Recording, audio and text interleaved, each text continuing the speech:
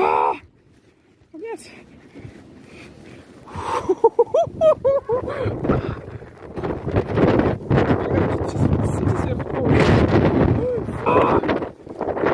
Это жопа, блядь. Выходи. Помогите.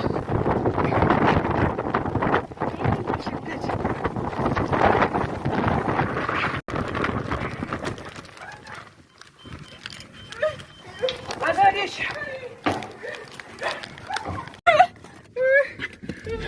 Ухо на месте.